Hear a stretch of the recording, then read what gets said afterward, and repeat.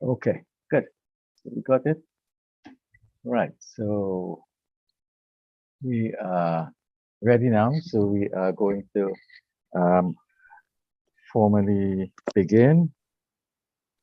Right. Sorry about that technical delay. I think our IT manager is still trying to work that out. So welcome, ladies and gentlemen. Namaste. Assalamu alaikum. This is the 104th edition of our Zoom public meeting. That's 104, 104. For 103 unbroken continuous weeks, we have been here every single Sunday. In the past 2 years and 2 months, we have featured over 332 presenters from all parts of the world speaking on 103 topics. We wish to sincerely thank all those who have contributed in whatever way to the success of this ongoing pan-Indo-Caribbean and pan-Indian diaspora project. Our chairperson today / tonight is Nicholas Maharaj, who is not new. I think it's the second time he is chairing. He's from Trinidad and Tobago. He's a brilliant young man who works with us in our ICC office almost every day in the week. He has a BSc degree in political science from the University of the West Indies and is a final year online law student at the University of London. Nicholas, welcome. Please share the meeting. Thank you very much, Dr. Mahabir, for that warm welcome. It is indeed my pleasure. Good night, good morning, and good evening. Namaste, assalamu alaikum to all of you, depending on the time zone in which you live, because there are always people joining us from all over the world. Ladies and gentlemen, this is a weekly forum being hosted by the Indo-Caribbean Cultural Center, a legally registered research and publishing company operating since 2010. And like today, we often partner with the Amina Gafur Institute for the study of indentureship and its legacies, led by Professor David Dabadine. For the last day today, during the Indian Heritage and History Month, our program is being supported by the Sport and Culture Fund of the Office of the Prime Minister of the Government of Trinidad and Tobago. Our moderator this evening is Shalima Mohammed, the co-director of this Zoom platform. She is also a business teacher and researcher from Trinidad and Tobago. She obtained her master's degree in business from Franklin University in the USA. Shalima, welcome. Please take over from here. Thanks so much, Nicholas. Assalamu alaikum, everyone. Namaste, and a very, very warm welcome to all of you. We're especially pleased that you could join us at this time, Sunday afternoon, here in Trinidad and Tobago and in the Caribbean. This public meeting will take the form of a panel discussion. So I'll ask you to please mute your microphone unless you have to speak. The microphone icon is at the lower left corner of your screen. We know that the background noise can be a little distracting, so we want to avoid that. Today's meeting will not exceed 2 hours. And our topic today is Pioneers of Indian Arrival Day Commemorations in the Caribbean. Indian Arrival Day is commemorated on various dates in the Caribbean, Fiji, South Africa, and Mauritius to mark the arrival of Indians to their respective destinations as indentured laborers. They were brought by European colonial authorities and their agents. It was observed in Grenada on May 1st, Guyana on May 5th, St. Lucia on May 6th, Jamaica on May 10th, and in Fiji on May 14th. Tomorrow, May 30th, Trinidad and Tobago will commemorate Indian Arrival Day as a national holiday. St. Vincent will mark the occasion on June 1st, Suriname on June 5th, Mauritius on November 2nd, and South Africa on November 16th. We have an excellent lineup of speakers to share information about Indian arrival in their respective countries. But before we hear from our speakers, let us commemorate the arrival of our ancestors with an appropriate song. Today we'll hear from Guyana, which is the first country in the Caribbean to receive Indian indentured laborers. Rajan, is it possible for you to play that now?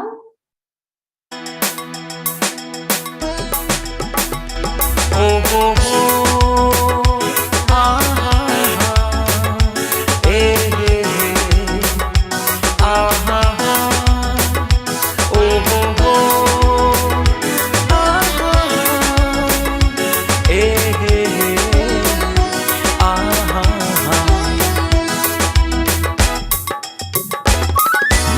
ancestors came from India in 1838. They came to British Guyana as Jahajis or shipmates.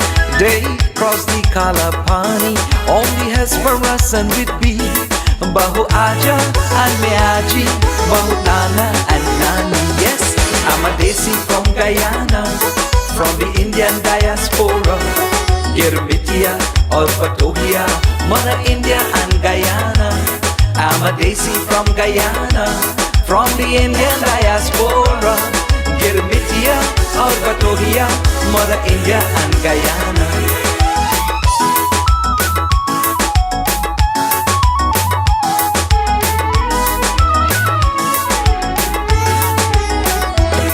240,000 came down to this land. Indian indentured servants within a 79-year span, clutching onto their lotus, crying for Mother India, with tears in their eyes and a prayer in their heart. Salam Bharat Mata. Yes, I'm a Desi from Guyana, from the Indian Diaspora. Girmitia or Patohia, Mother India and Guyana. I'm a Desi from Guyana, from the Indian Diaspora.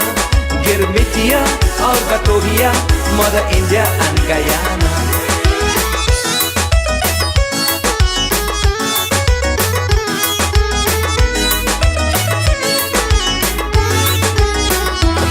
Nuta Khan and Anand Ram were the first immigrants to land.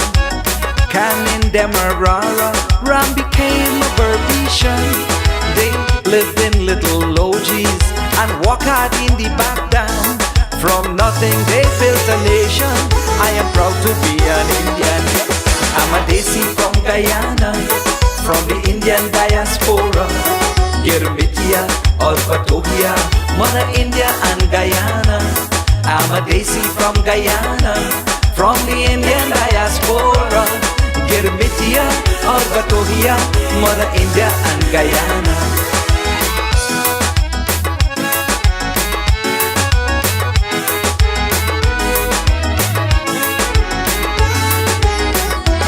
They incorporated the cultures of Africa and India, Hindu, Muslims and Christians, to build a better Guyana. Everyone celebrate Eid al-Azha. We all fly kites for Easter. A bucket of water, a beer and powder, everybody playing bagua.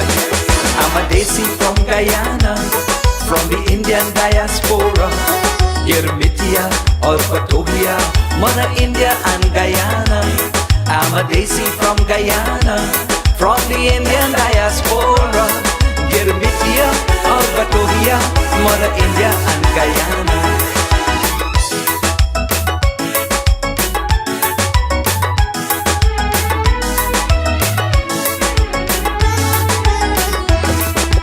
Gajraj, my Aja, he was a true Indian. He taught bhajans and Hindi classes to all the little children.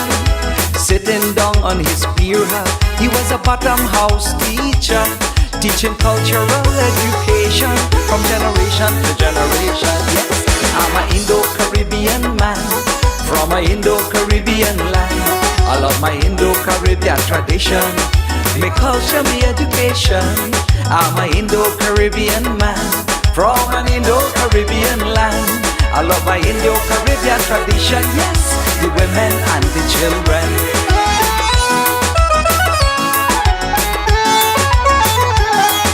Shakti strings, Telji, dedicated to all the Jahajis. Thank you so much, Nicholas. And that was Terry Gajraj, vocalist from, it was shot in Berbice actually, and he was accompanied by the lovely Berbice Delight dancers. So we had a melodious history lesson there from Terry Gajraj. And our first speaker is Mr. Ramdath Jagessar, who is from Canada, but originally from Trinidad and Tobago. Mr. Jagessar is a former journalist, the founder of Indian Revival and Reform Association that revived Indian Emigration Day and renamed it Indian Arrival Day in 1979. Welcome, Mr. Jagessar. Can you please keep your presentation to 12 minutes? Happy Indian Arrival Day, South Asian Heritage Month, Girmitya Day, or whatever name you choose it, you know, to do it. I think I will start the share screen now. Yes, please share your screen. And I will. Slideshow. Great. Oh, it's not starting from the beginning. What do I do? Can you move from here, or do you need to go back to the beginning? We need to go back to the beginning. Okay, look at the base of your screen. You should be seeing some arrows. At the base of your screen, look for some arrows and go use the left arrow. Or I'm not seeing those. okay, so click escape. Sorry, click what? Escape, the escape key. Yep. Right. I'll take it up to the beginning and Right. start it again. Right. Yeah. Okay, slideshow now. Slideshow. Oh, it still doesn't want to do it. Okay, go hit escape again. Right. Okay. Click on the first screen. Right. I think I will send it this way. No problem. So the celebration of the first arrival of Indian indentured immigrants, anywhere they went in the world, we were welcome. We were universally welcome and celebrated because we came to save those plantations from destruction and economic collapse, and the countries too. And Indian indentured immigrants went to more than 25 countries in the world, 27, I believe. And now today, Indian Arrival Day or some version of it is celebrated in 17 countries in the world with a combined population of 500 million. If you add India, where apparently we've been having memorials and celebrations of Indian Arrival Day, it comes up to 2 billion people. If you Google Indian Arrival Day right now, you will get 1.8 billion hits. That gives you an idea how big this thing has become. Today, I'll be dealing only with the 9 of the 11 countries in the Caribbean where we had Indian Arrival Day. And what we find is that an overview gives us the fact that there were several phases. I'll just quickly mention. And first phase started in Guyana in 1838 and in Trinidad in 1845, 8 more countries where we were welcome. The governor, I understand, came, to the ceremony, to the landing, in Guyana. The governor came, in Trinidad. We were welcome there, right? Universally welcome. Second phase, after a long period, 100 years, was the period of centenaries. That is 1938 in Guyana, 1945 in Trinidad, and 1957 in Grenada. I'm sure you don't know there was one in Grenada, right? The third phase was in the early 70s in Trinidad and Guyana, when up to 1972, Trinidad held Indian Emigration Day celebrations, small ones. In Guyana, up to 1972, they had Indian Immigration Day. I have a paper from Dr. Mohammed in Sonali, in which he was giving a speech at the University of Guyana. And that, as far as I know, was the last one. The third phase was in the early 70s in Trinidad. Well, the fourth phase was in Trinidad in 1977 when we set up a group called Indian Revival and Reform Association and started reviving Indian Emigration Day. Fifth phase, Trinidad again, when the group changed the name to Indian Arrival Day in 1979. And the sixth phase is the expansion to 8 other countries in the Caribbean. So here it is, the first one. The authorities welcomed the arrival of the Hesperus and Whitby in British Guyana, May the 5th, 1838. They came as saviors of the economy. The same thing in Trinidad with the Fatal Razak in Trinidad, May 30th, 1845.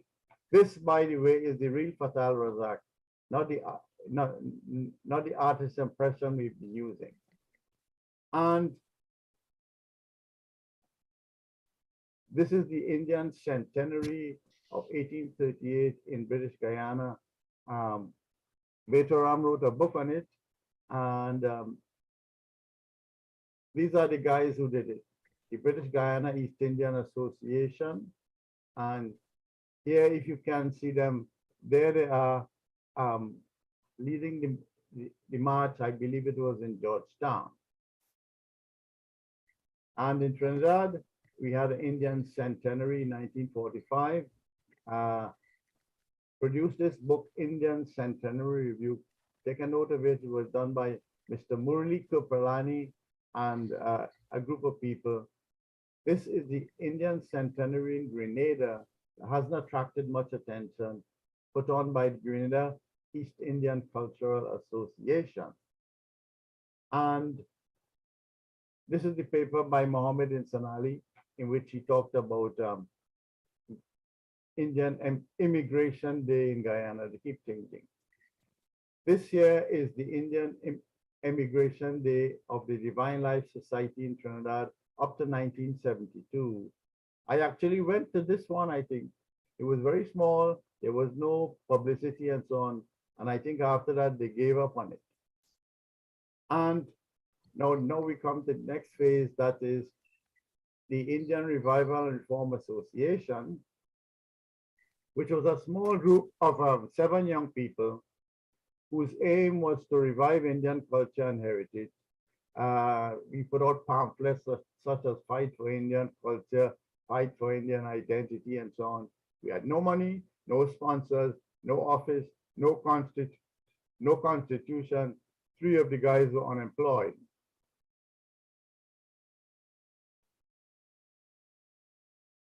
And in the beginning, the group Indian Revival Reform Association was not thinking about Indian Emigration Day. Most of the guys didn't have any clue what it was, except for this guy, Rajiv Sunarayan.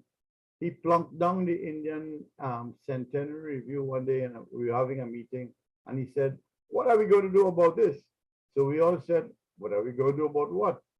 He was very angry. He says, "We have forgotten the ancestors, the Jahajis who came to Trinidad in 1845. We have abandoned them. These are our ancestors. What are we going to do?" So we were confuzzled. What could we do? We said, "Okay, we'll do something." I said, "I'll do something." And that was it for that year, 1977. Next year, we went bigger time. There were 1, 2, 3, 4, 5, 6 things that we did to promote Indian Emigration Day. There was a small article in the Indian Revival and Reform Association newsletter. Didn't go very far. We put out a flyer, talking about Indian Emigration Day and giving the names of the first, survivors, the first people who came on the boat. There was an article in the Trinidad Express, which I wrote, called "A Close Look at the Indian Contribution." Kusha Harak Singh wrote an article in Trinidad Guardian saying 90 Days of Horror.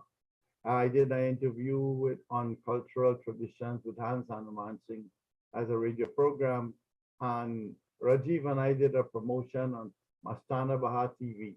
And these last 4 were what made the difference, because a lot of people read it. Whoops, I don't know what happened. I think there's an intruder in the room. Oh, So, okay, Robin would fix that. okay. Mr. Jagessar, just share your screen again, please. Yeah. No. There's an intruder. Yeah, whoever is Ra- using Keith Compton needs to leave. Oh dear.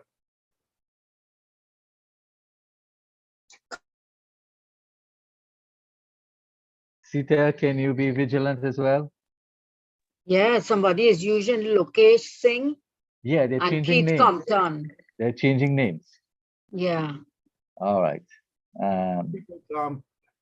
Let's continue.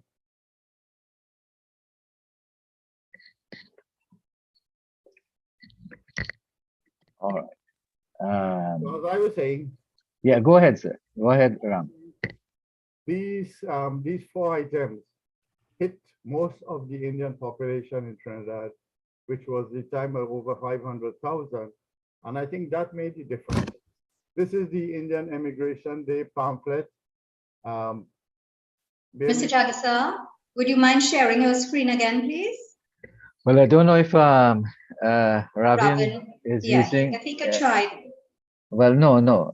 There is a troll in the room, so we have to spot him first. But let's him try. Ravin, please advise us what to do. Okay. Mr. Jagessar should be able to go ahead and share his I co-host. can continue now. Right. So you can go back and share. Share your your screen. screen, please. Okay. Once you start sharing, on your top right, you should see an arrow. Click that and disable annotations. Yes, screen. Okay, I'm opening it up now. And here's On the- the Zoom control bar. yeah. So I think I'm sharing screen now, right? Yes, go ahead. Okay, so this is the pamphlet.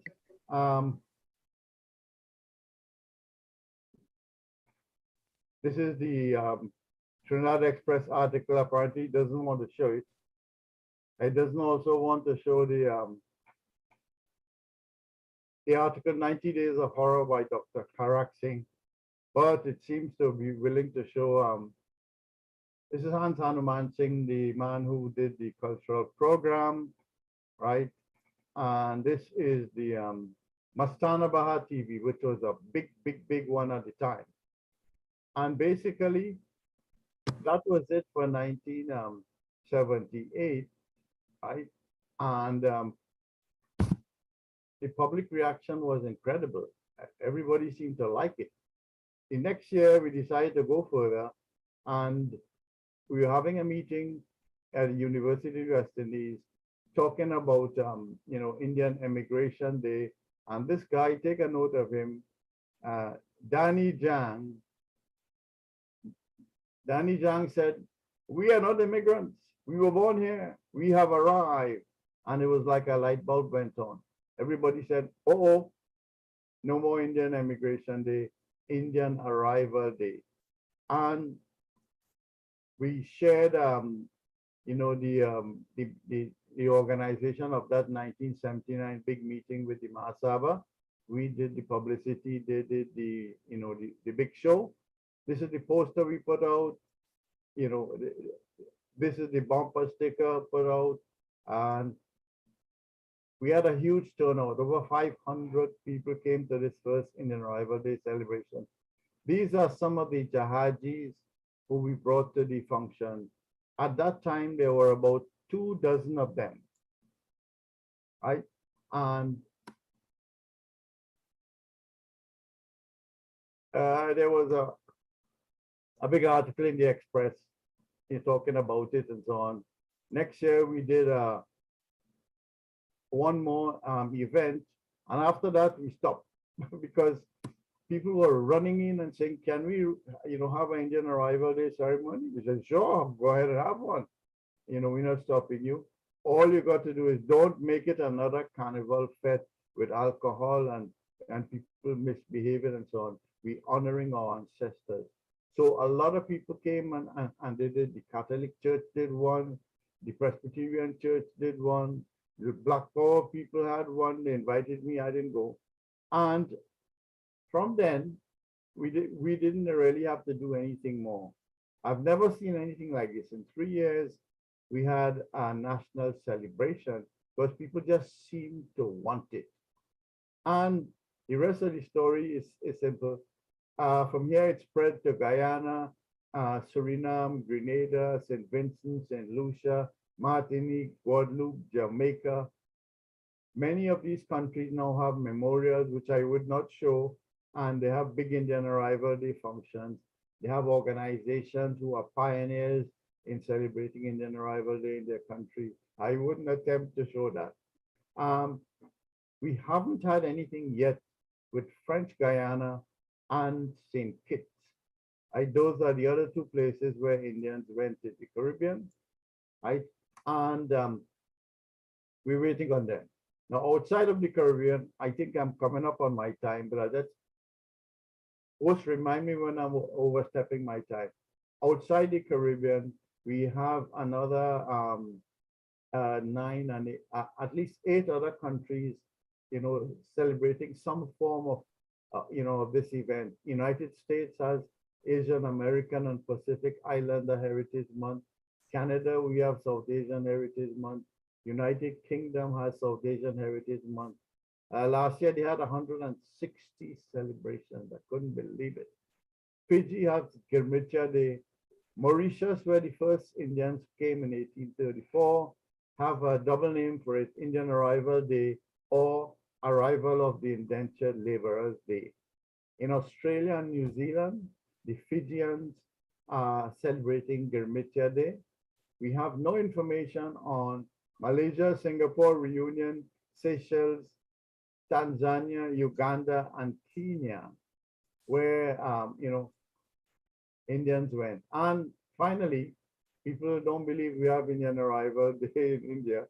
Here's a quote from the Times of India, June 3rd, 2004. 4 years after Indian Arrival Day attained national prominence in Trinidad, the events began being celebrated in those provinces of India from where the majority of the indentured servants originated. At the Times of India, June 3rd, 2004. And with that, I think I have come to my time. I will stop here. Thank you very much. Thank you very much, Mr. Jagessar. You did very, very well because we had some interruptions, and I do apologize for that, both to you as well as to the members of our audience. So that was an excellent summary, and we really appreciate your having shared all of the historical facts and those pictures and so on. What I would like to hear somewhere in the Q&A session, which will come at the end of all of the presentations, is some of the challenges that you all might have encountered in getting Indian Arrival Day as a national holiday in Trinidad and Tobago. Thank you very much, sir.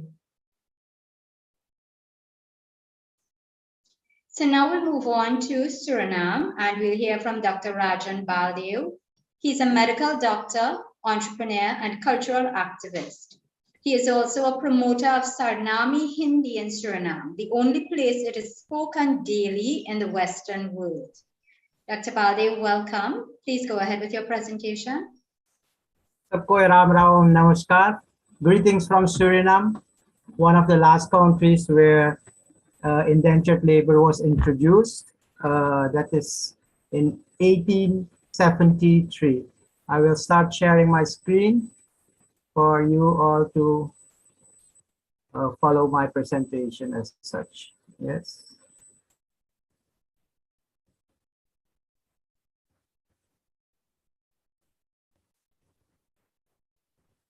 Great. Okay, Suriname and the arrival of the Hindustani indentured laborers. Well, in the 19th century, slavery was abolished in most European colonies around the globe. And England had the lead of abolishing slavery in its colonies from 1833 and on. The Danish ended slavery in 1846. The French followed in 1848, and the Portuguese in 1858. The Dutch colonies, however, the slavery was ended in 1863 first, 1863. So we endured that slavery here in Suriname, and after ending of slavery, still the ex-slaves by now were forced to work on the plantations for 10 more years, which gave them a income, but still they were very limited in their movement. As the Dutch had flourishing plantations down here, they needed more workers. And although the Netherlands, at that time more known as Holland, had other colonies with abundant workers, they had no experience in that field of cheap labor recruitment. The migration of 1 million Indian people as British nationals to work on the plantations did not get unnoticed to the Dutch plantation owners in Suriname, and in cooperation with British tradesmen and the government of England, preparations were made to also contract British Indians to work in Suriname.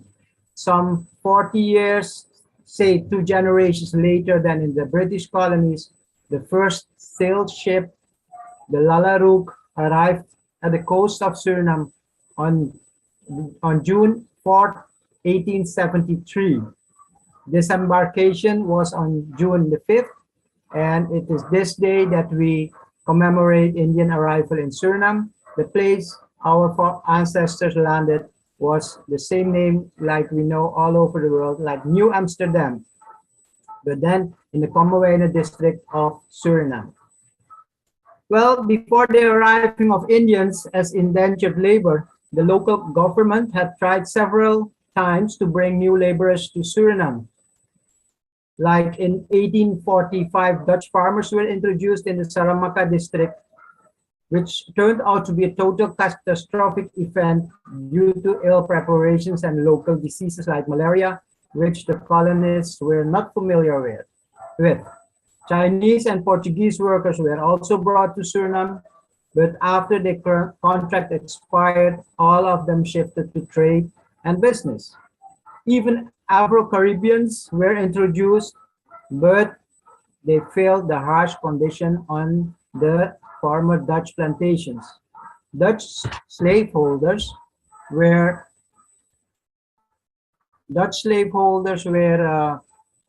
not known as the most friendly. Actually, people were always made afraid of ending up in Suriname as the country where harsh treatment was ready for slaves, and that continued in the minds of the people till today.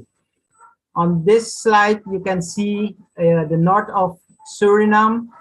The blue color is the Atlantic Ocean, and you see that most of the plantations were in the coastal area of the country, on which our ancestors ended up replacing the present, at that time present, ex-slaves, who then at 1873 started moving towards the cities and smaller villages around. The Dutch slaveholders from 1863, called plantation holders, were always known for their inhuman treatment of slaves, an attitude that didn't change after 1863, neither after 1873. When our Pourquin arrived in 1873, their treatment was not different than that of the earlier slaves. The only difference was now that they were getting paid a salary. The housing was the same as from the slaves they replaced.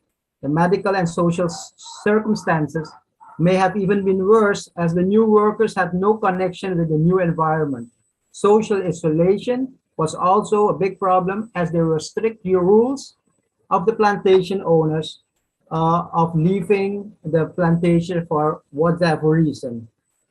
Getting a day of a free day seemed like an impossible task. That's why some uprising took place in during the period of indentured labor. And the first uprising took place in 1879 on the plantations Alliance and the Resolution. And in September 1884, there was opposition against a number of authorities on the plantation of Zulan and Sorach and Hope, led by the freedom fighter of Mathura, which name you see on your screen as the second one mentioned. A military detachment made an end to this. The demands of the laborers at that time, however, were not met. On plantation Zorg and Hope, an uprising led by the foreman Ramjani broke out again, and hundreds of workers armed with sticks and machetes came up for their rights. Soldiers opened fire on them at close range, killing at that time 7 workers. Nearly 6 years later, work from Sulan and Zorg and Hope clashed again. The Royal Constabulary interfered with firearms, causing 5 deaths and many injured. In July 1902, on the plantation Marienburg, Scottish director James Mayfair was slain by a raging crowd of 200 workers led by the activist Jampa Rajguru. The next day, during the judicial investigation, workers were shot at. There were 17 deaths and 39 wounded, of whom 7 died later. There are different interpretations of what exactly happened on July 30th, 1902 at the Marienburg plantation in Commemorations. What is clear that atrocities have been committed that could seriously spread to all of Suriname. The workers of the sugarcane plantations were not satisfied with the wages they received, and they went on strike again on July 2nd, 1902. On July 29th, they attacked the director. He fell dead by the angry crowd, and the next day, the police arrested several suspects in the murder, but the workers pushed on and demanded release of the prisoners. After a few warning shots by the military, they aimed shots at the crowd, killed 24 people, of which the corpses were buried in a mass grave, which we cannot find till today. On the photo, you see also Jani Teteri, a statue that was erected as a commemoration of this brave lady who also led the uprising at the Zorg and Hope plantation at that time. Due to all of this, on the immigration of laborers from India was stopped, and for 3 years nearly, and after discussions between the respective government and an agent general of the local government was installed specially to keep an eye on all these problems the indentured laborers faced while expediting their contract. And so we see that even in the Surinamese history of indentured labor, not everything was going as wished, but still the people down here were very satisfied with the Indians on the plantation, and Suriname made a good fortune with the labor of our ancestors, and that continued with when the contracts were ended, our people would go and start agriculture, producing rice and groceries for all of the population. In the First and Second World War, Suriname was totally independent of food from outside because of the hard work of our ancestors, and that was something that we were really proud of, because the labor in the country made it possible that we could survive through the world wars. An interesting point which I want to put to your attention is the increase of numbers of Indian people in the Caribbean. I mentioned a few here on a short list, and then we see something very curious which should be investigated in the near future, how these big differences appeared. Suriname had a group of 24,000 indentured laborers who stayed over in Suriname. 12,000 left, numbering up to 35,000. And out of that amount of 24,000 came 350,000 people till today. that we see there an increase in 15 times, which really means something, because if you look to the at the numbers of Trinidad, Guyana, and Jamaica, we see totally different numbers of increase of Indians in those countries. This should be really investigated by a scholar or a researcher, and some reasons why this could have been the case in Suriname was the guarantee of vast agricultural land, a piece of land of sometimes 1 or 2 hectares. I can't put it in acres, but in hectares, it was 1 or 2 hectares you could get, and for each and every person. There was an abundance of food down here, the social cultural freedom, which we experienced in the Dutch colony, with much interaction amongst each other, was probably one of the reasons why we were able to multiplicate in such vast numbers.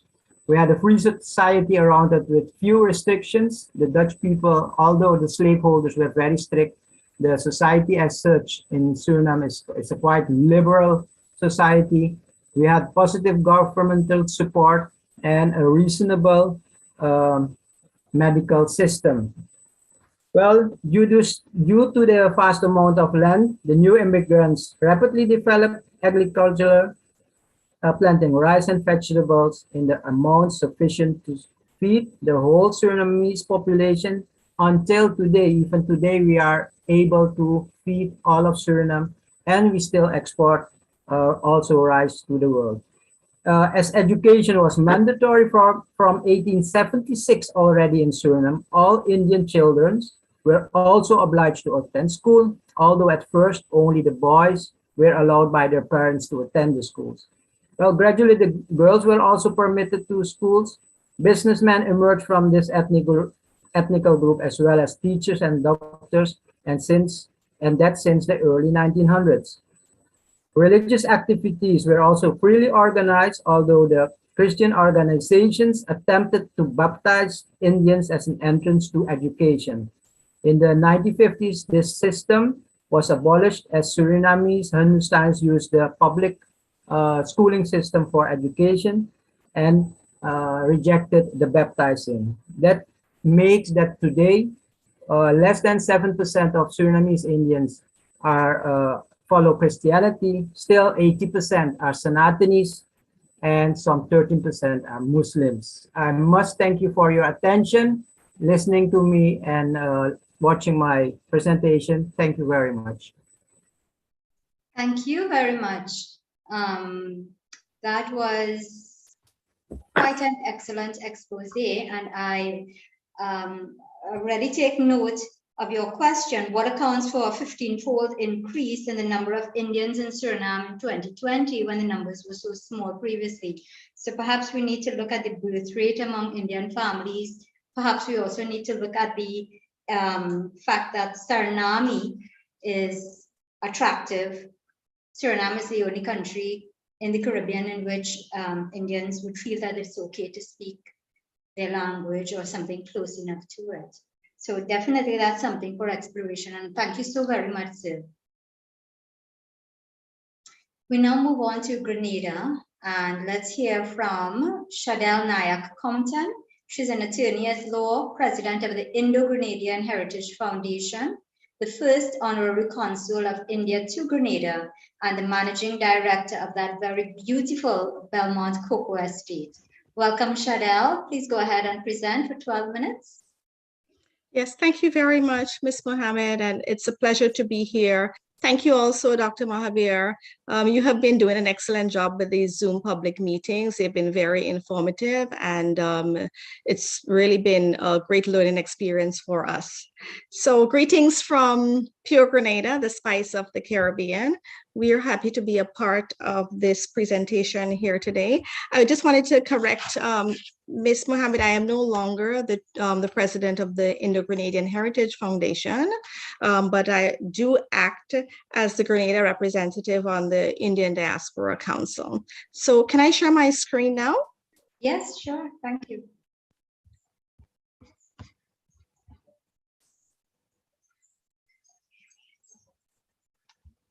Shadel, you could always probably message us and tell us who the new president is.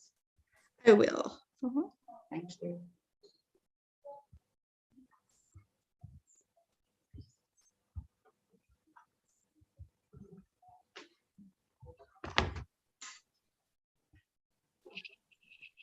Okay, are you seeing that? Are you seeing my screen? I'm not seeing it as yet. Can anyone else confirm?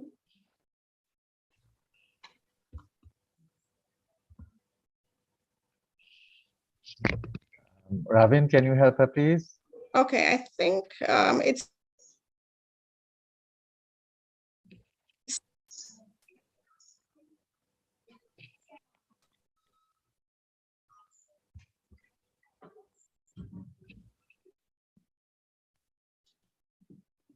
I'm sorry about that. That's all right.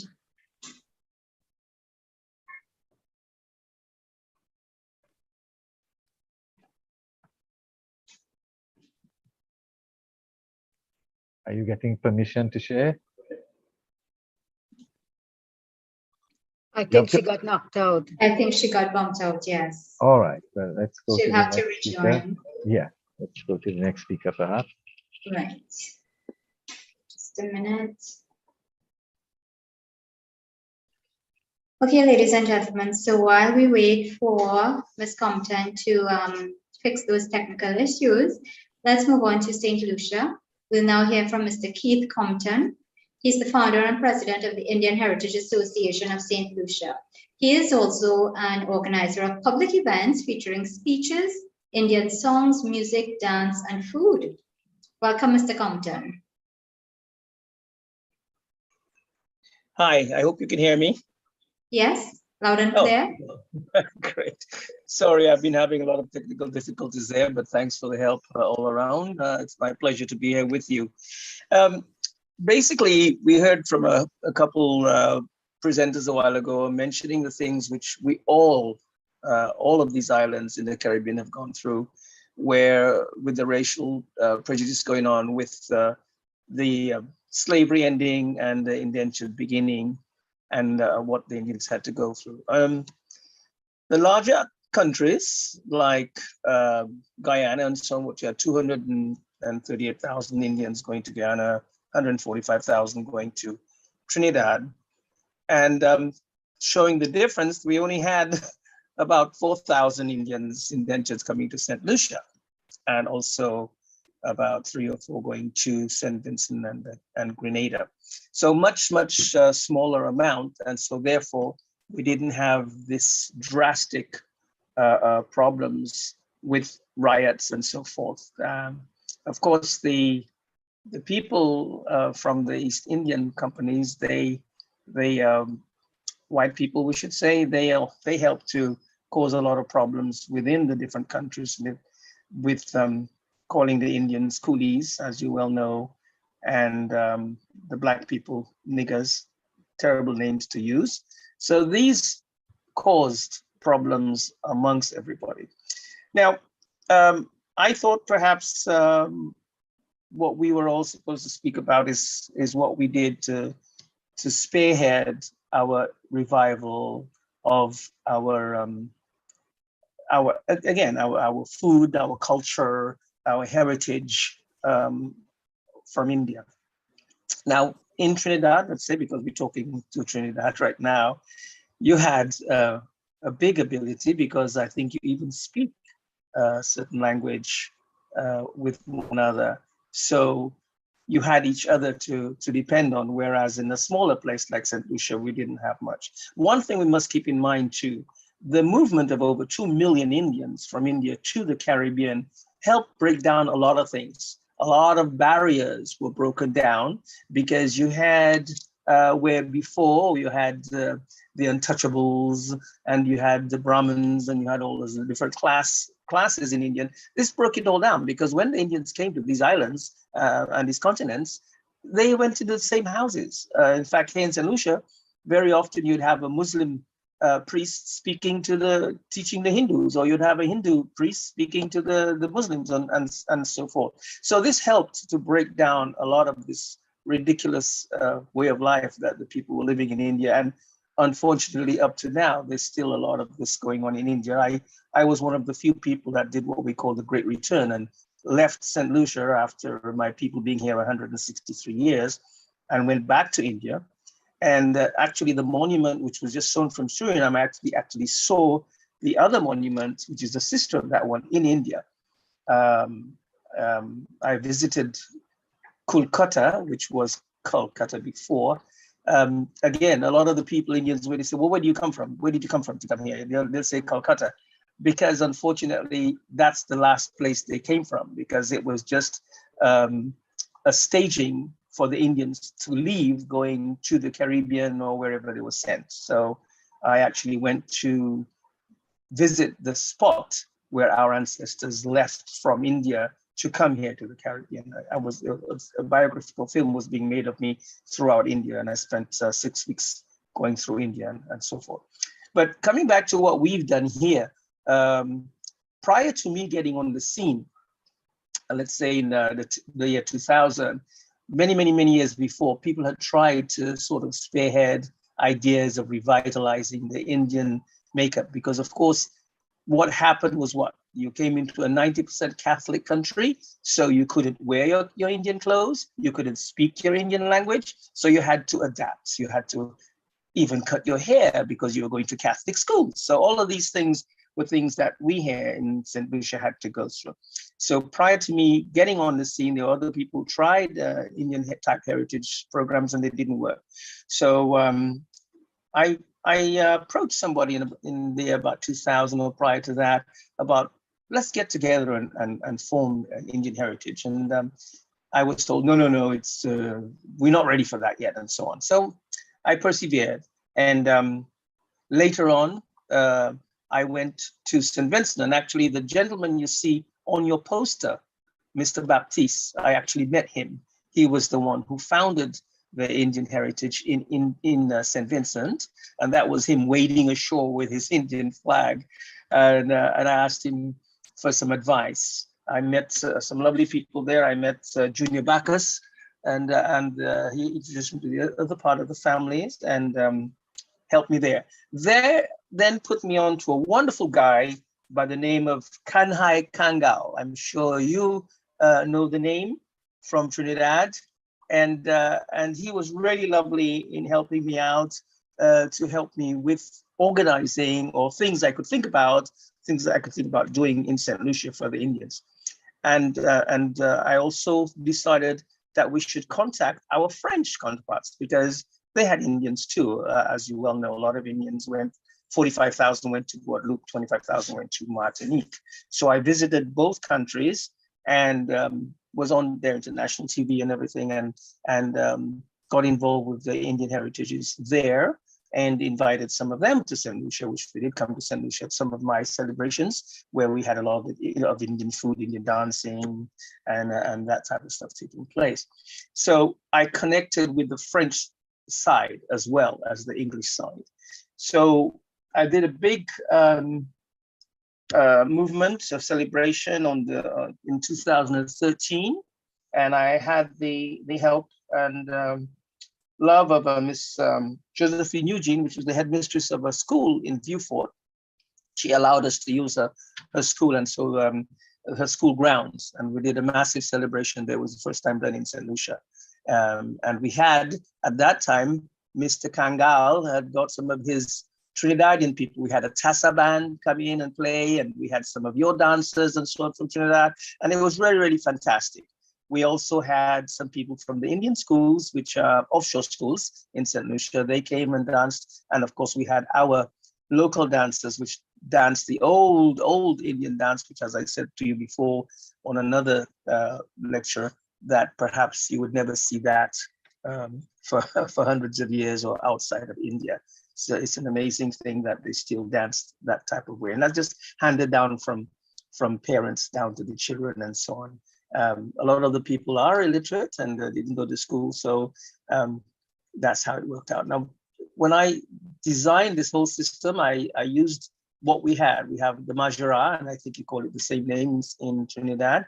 And we also had our the tablas playing, and our other Indian instruments. And so I utilized that in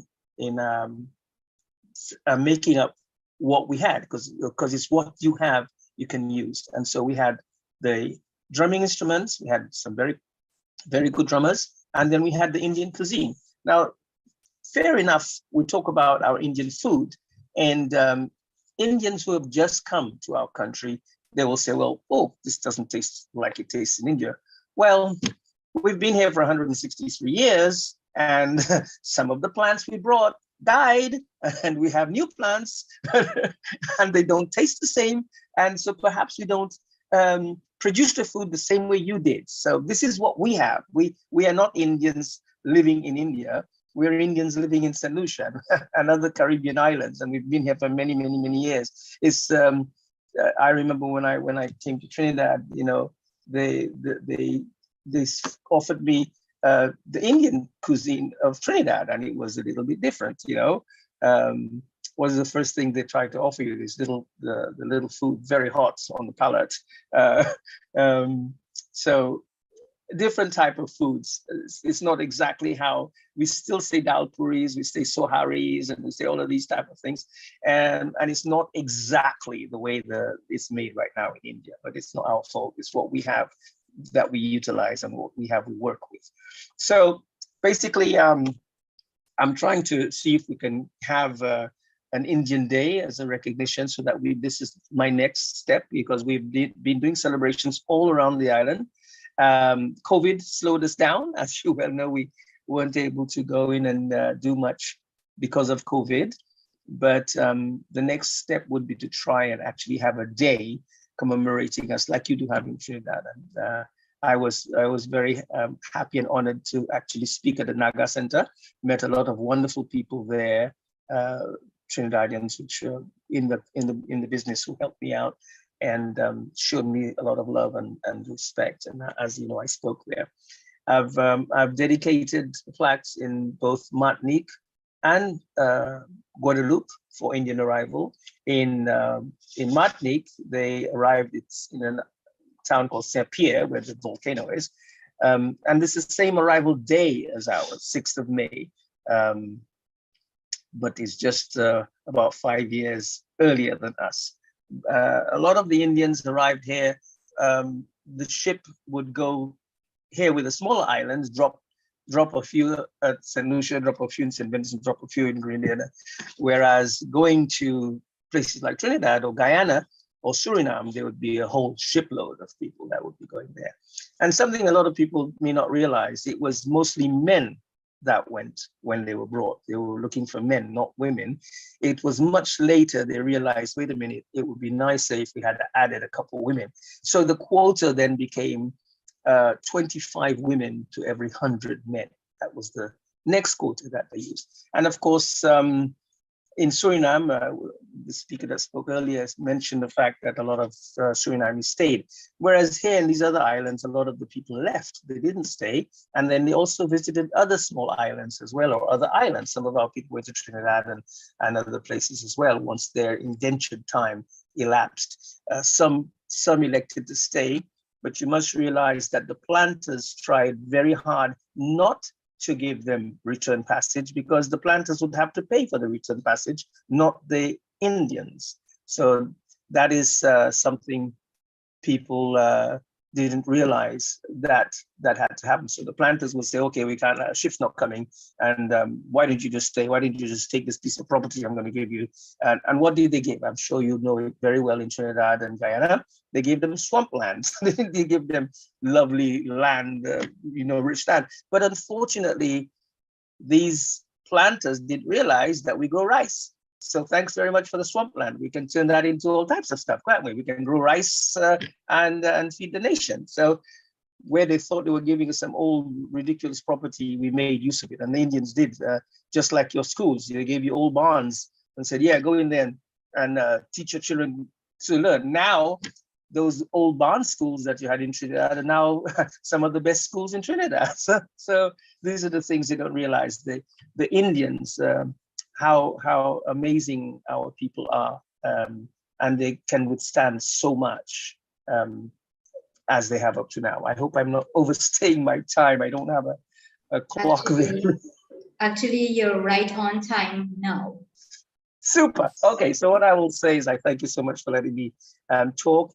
And we, like myself, I've done many celebrations, as you know, all around the island to try and instigate the fact that we're not trying to go back to India.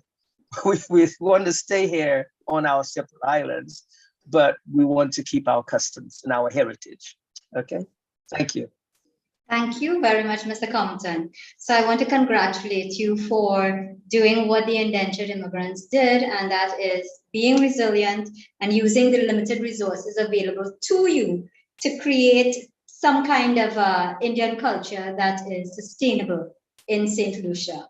So we look forward to coming to St. Lucia when you get approval for Indian Arrival Day there. Thank you.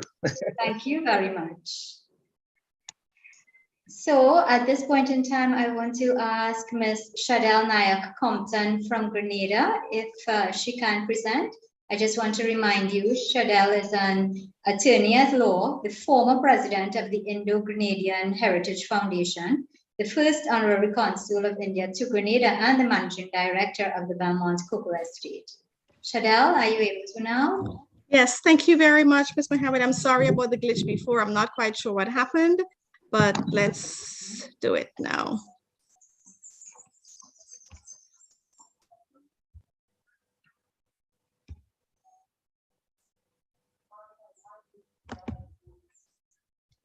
Okay, are you seeing my screen? No, we're still seeing you. You have to open the PowerPoint first, then share screen. Oh boy, same problem. Okay, what can happen? Let us email the PowerPoint to me, and let's move to the next speaker, and she'll come back after. Is that okay with you, Shadel? Yeah, but if I can, if you don't mind, if I can start, because I think I can go ahead and start. Yeah, that's okay. Okay, yeah. we have a blank screen right now.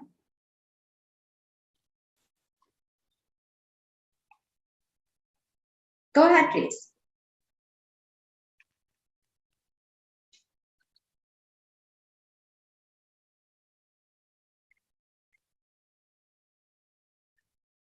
Okay, we're not hearing or seeing you.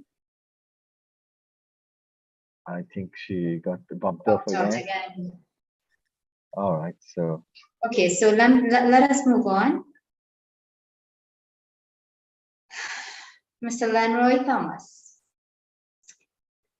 Mr. Thomas has been with us before, and he is, as we know, from St. Vincent. Mr. Thomas is the co-founder of the SVG Indian Heritage Foundation. He has researched indentureship records at the National Archives in the UK. He's also the author of the recently launched book, Stories from Our Indian Elders. Mr. Thomas, go ahead, please.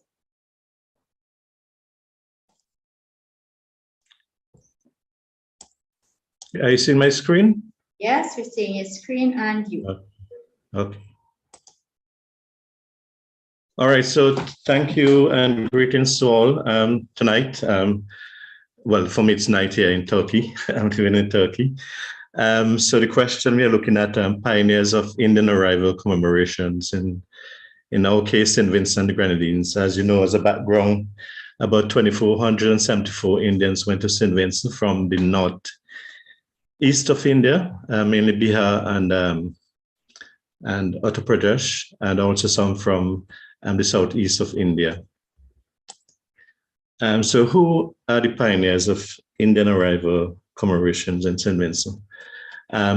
Several persons had interest, and as Ram alluded to earlier, when it started in Trinidad and other places, you know, in St. Vincent, the other small islands, we had thoughts of that also, of Indian Arrival Day. So it wasn't a single person that really started in St. Vincent, but interest developed over a period of time. But as a group, we got organized on August 16, 2005, as an Indian group in St. Vincent. there wasn't a lot of history regarding Indian organization in St. Vincent before that, really. We know of the riots. They would have come together for rioting when they were not treated good on the estates. And I've read about 2 or 3 protests, and we know of the famous one, October 7th, 1882, when some Indians marched to Kingston from Argyle. So they would have organized there for protests. There was one school that was started in Argyle by Pandit Rambulak, and where he taught some of the other Indians how to write and add up numbers and so on in English. And his son took that over after, his son Ramdath. And I heard of a man, Little John in Calder, who used to teach some of the Hindu rituals and so on. But there was a long period without any really formal organization in St. Vincent. And it was in my village in Richland Park, a school that was started. It was started first by Mrs. Alice Williams in 1936, but it stopped, and then my grandfather took over that school, and it was an Indian school, but he became an Adventist, and the school really went through into that organization. So it was not an Indian organization per se, although a lot of Indians were involved. I've heard about efforts to start Indian organization before, and I've heard that my cousin and my uncle, Ozzy Batiste and Donnelly Bacchus, they had tried to start an organization before. I also heard that Dr. Gideon Cordis had some involvement with starting an organization, but I'm not sure about that. I haven't seen anything written about it. But in regards to Ozzy, his daughter told me about this, that he and Donnelly Bacchus went to a lawyer, and they were discouraged basically because they thought, the lawyer thought that it might incite some kind of racial issues in St. Vincent. So they didn't go ahead with it. But Ozzy, I must say, as Keith Compton mentioned, he was one of the main persons in St. Vincent, one of the main pioneers in St. Vincent to start this organization. When you meet Ozzy, he would always talk about the Indian history, his family, the times on the estate, how we are connected, genealogy, and so on. But it is quite fitting that it was at his home on August 16, 2015, that the organization really started. A group of Indians decided to form an organization. And August being the summer, there were a lot of people coming home to St. Vincent visiting, and my sister and I went to visit him. Also, there were other people, other family visiting, and we chit-chat. And this was a chance meeting of several people. We chit-chat, and then the conversation ended up into forming an organization. These are the people who were there. Myself, Anna Inshanali, Lucia Bissessa, Denson Bacchus. His mother was there, but she was not an active participant in the discussion. I think she was more in the kitchen and so on. And Ozzy was there, Denzel Bacchus, and there's Junior Bacchus' brother, our president's brother, Elvira Batiste, and Vida Scully. So we chatted, and these are some of the things that we talked about, efforts to start an Indian organization in the past, establishing Indo-Vincentian organization overseas. Actually, there was one that was started somewhere in New York, an Indo-Vincentian organization, but it didn't last for a long time. We looked at the purpose of an organization. If you had to start an organization, what would be the purpose of it? Why are we going to set up this? And we also look at forming the name, choosing a name. First, we are looking at distinguishing ourselves from the Caribs and Ararats, because they also refer to as Indians in St. Vincent. So we were looking at the name SVG, East Indian Association. And we finally ended up using the word foundation, Indian Heritage Foundation. We also talked about the history of the Indians who came to St. Vincent, genealogy, the Hindu religion. As you know, it is not present in the older generation, those who came as indentured servants. Now it's more the new generations of Indians, doctors and so on, who are practicing that. So there were several topics that we talked about, and we took some action. We decided to register a non-for-profit organization, and that it should be published in the newspapers, and we should advertise for a suitable, look for a suitable venue to have meetings. And I was the one who was dealing with the publicity. I advertised in the paper, and this brought attention to our group. So this was advertised in the Searchlight newspaper of St. Vincent.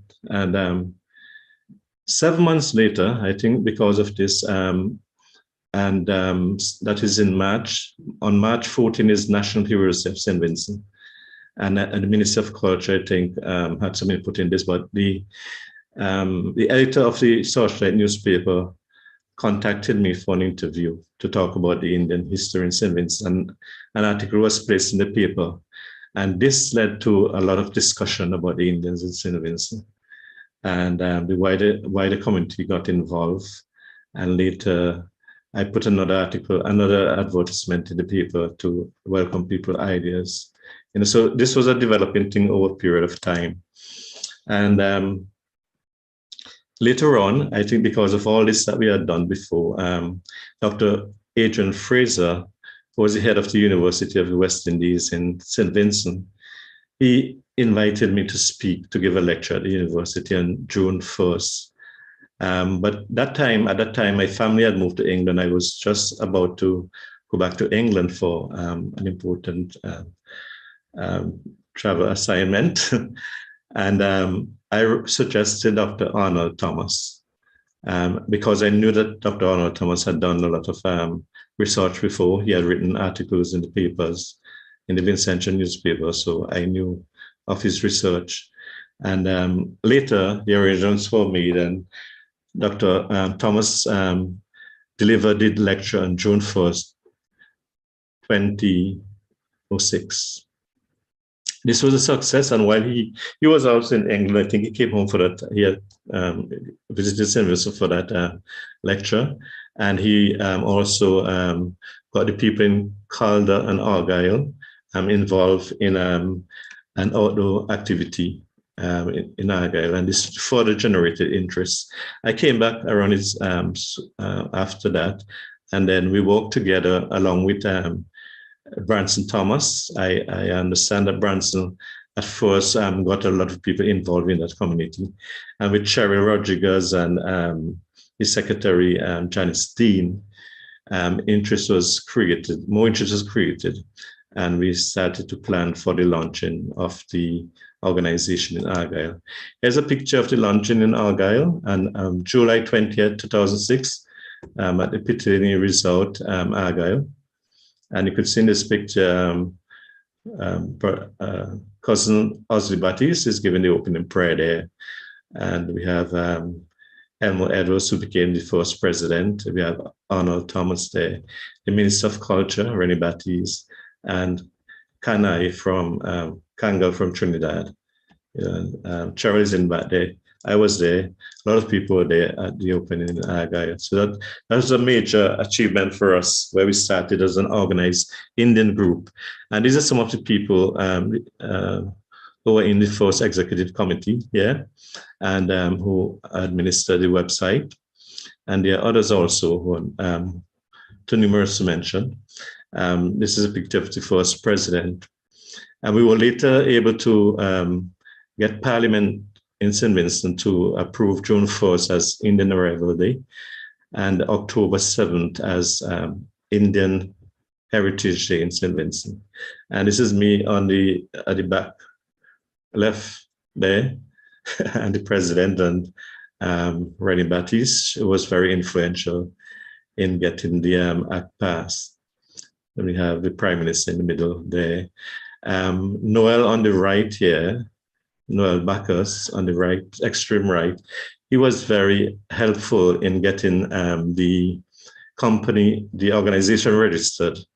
And These are the names of the people who are on the registered organization. You know, Elmo, Branson, Janice, Cheryl, Junior, myself, and Denzel Bacchus. But there are lots more people who are involved. And soon after, we were able on June 1st to have our first Indian Arrival Day ceremony. This is not a picture of that time. I'm trying to get pictures from that time. But the ceremony was actually held on the left here in the garden under the coconut trees. All right. So but later on, we moved to the beach into the sea. And we were treated to a keynote address from Dr. Rudy Bailey, who has done a lot of research also. He's based in America. He was in St. Vincent at the time. We must not forget the contribution of Dr. Arnold Thomas, that he played a very significant role in the organization. And so he could be considered as one of the founding members, although he was not there at the beginning. He liaised with the government of India and St. Vincent, with organizations such as GoPio and NCIC in Trinidad. So he has played a very pivotal role in this organization. Also, the ambassador at the time, Mr. Ashok Sharma, he was very helpful in assisting us in getting things done and in supporting and in connecting with Trinidad and Suriname. We must not forget the Honorable Rennie Battis, who was the Minister of Culture at the time.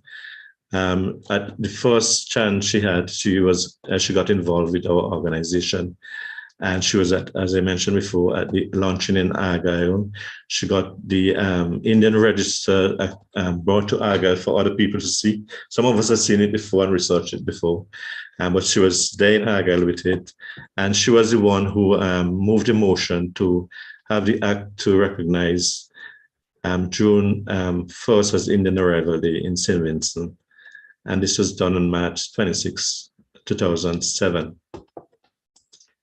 We must also remember Hanif Sutherland.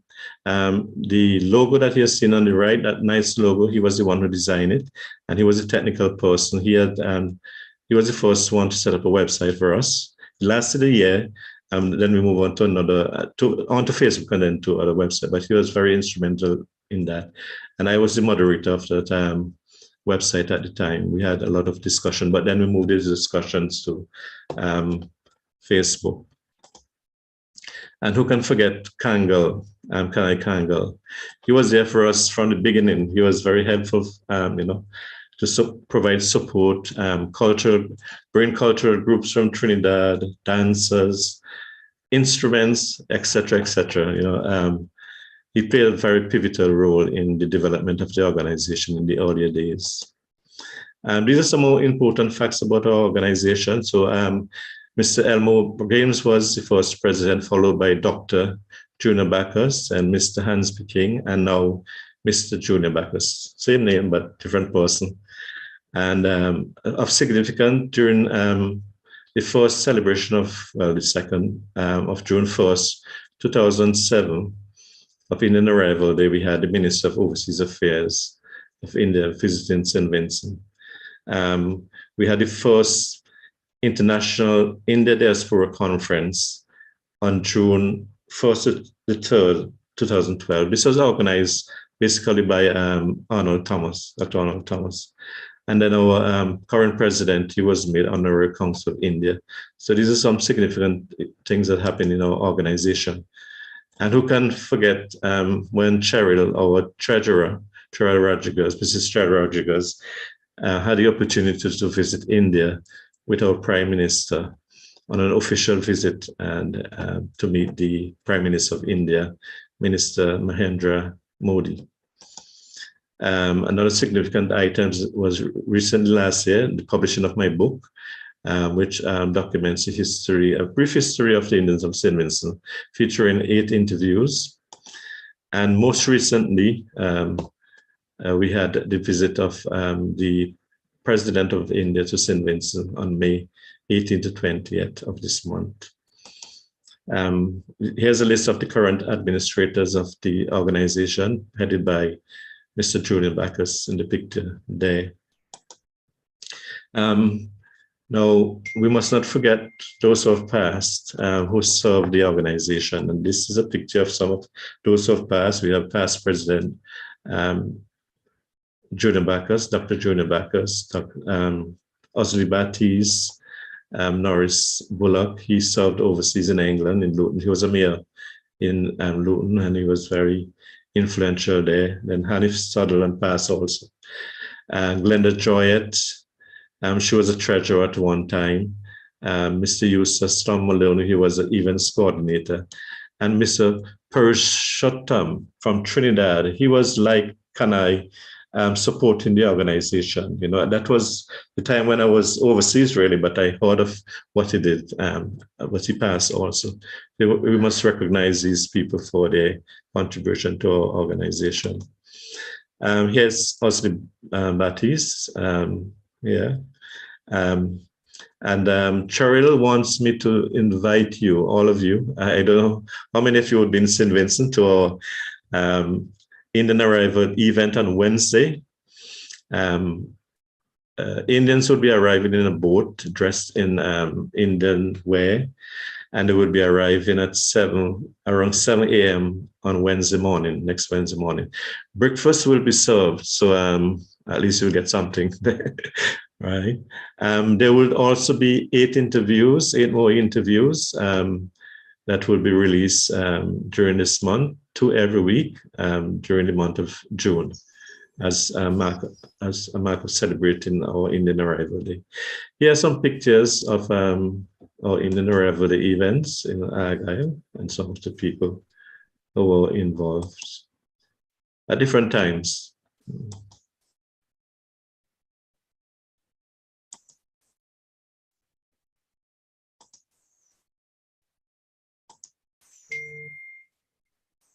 So Mr. Kangal there. Okay, thank you. That's my presentation. All the best. Thank you so much, Leroy. That was excellent. And for a small group of people of Indian descent in St. Vincent, you all have done really, really well. And I hope that the organization continues to grow. Thank you very, very much. Ladies and gentlemen, at this time, we want to welcome back Ms. Shadel Compton from Grenada.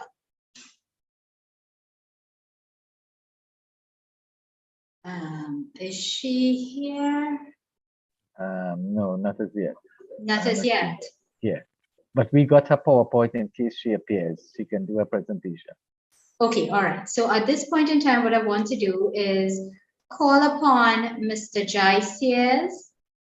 Jai, can you unmute, please? I know you're very instrumental in Grenada, in the Indian community. And would you be able to share some information with us? Jai? You'll have to unmute if you're there.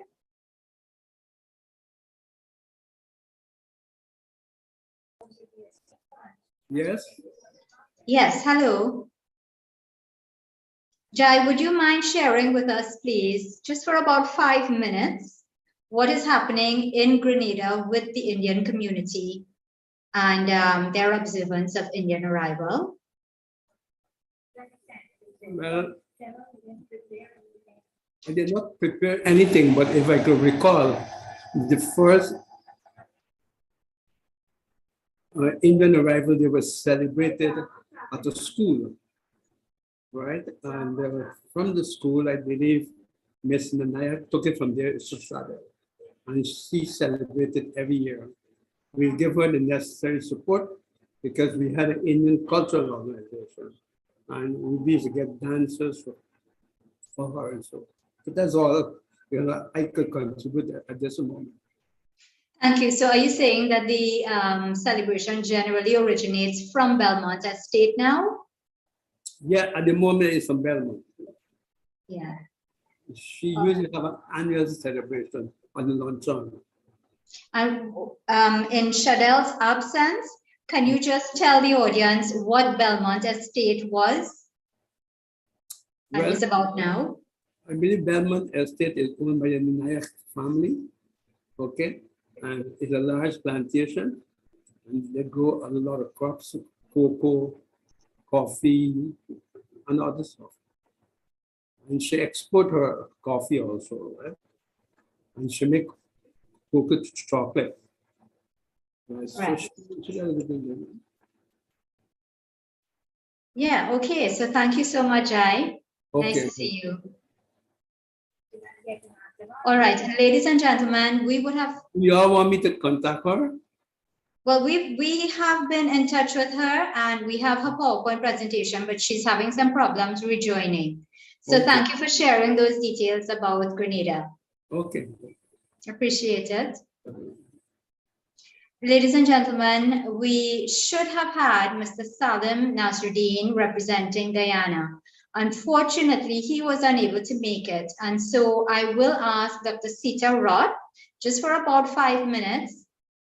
Sita, can you please tell us what has happened in Guyana in terms of Indian arrival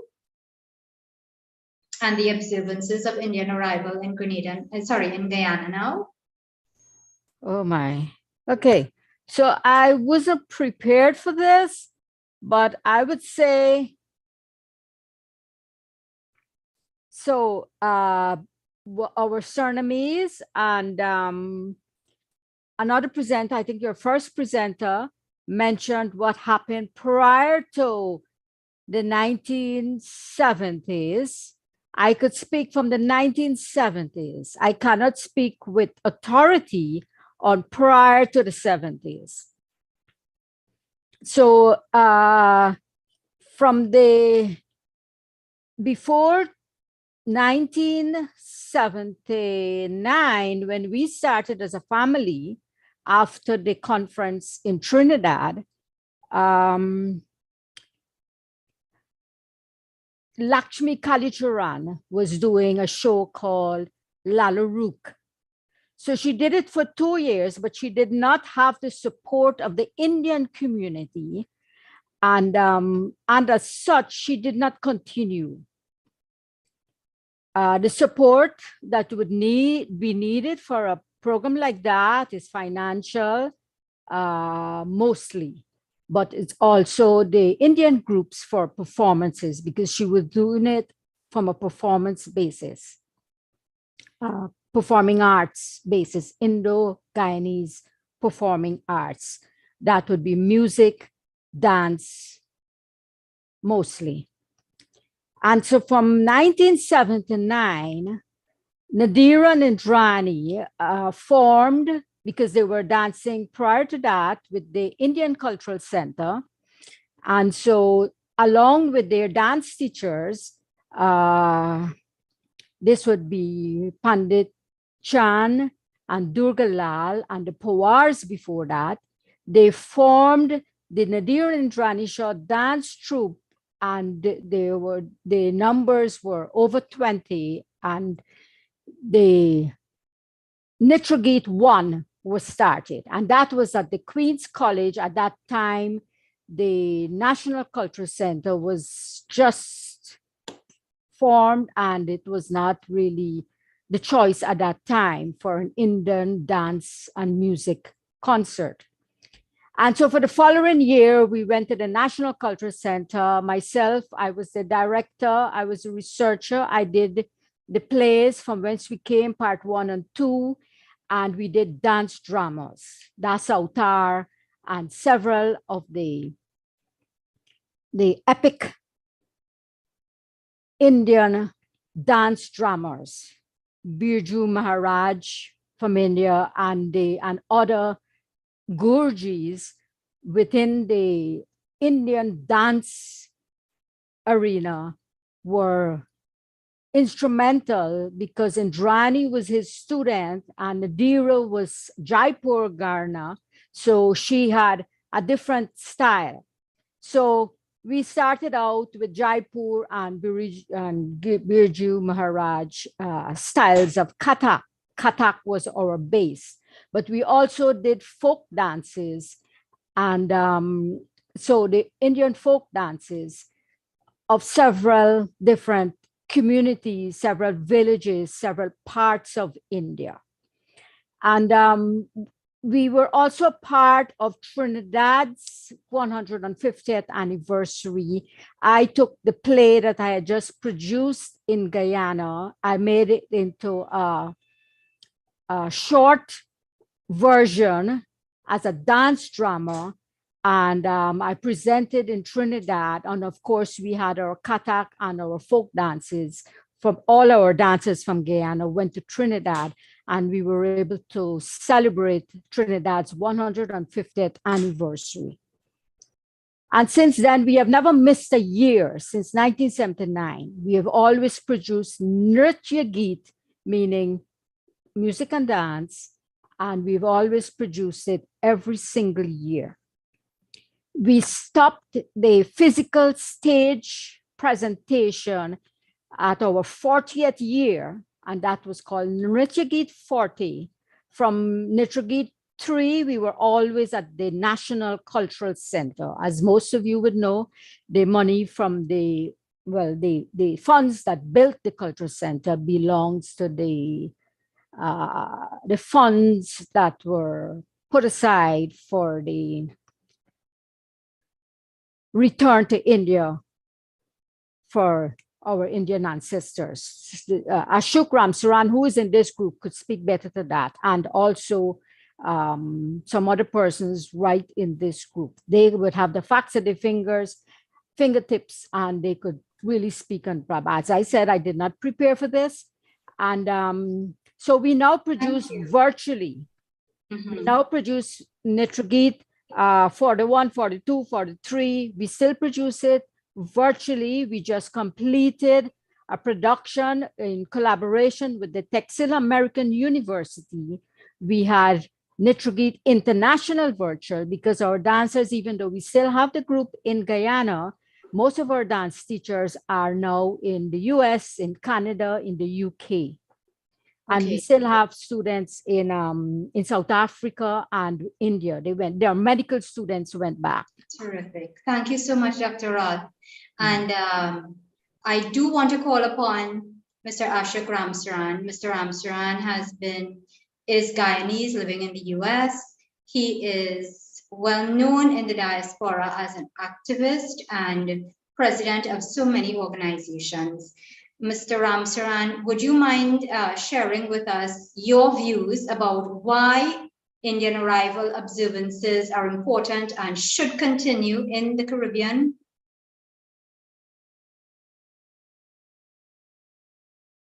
Ashok, you'll have to unmute your mic, please. Yep. Thank you. Okay. This is quite impromptu, but I'll try to manage. Thank you. I know you could. Firstly, our ancestors went through a tough time from the inception. And the only thing that kept them and sustained them was culture and religion. It was the glue that kept them together and gave them that lift, that confidence that they can survive.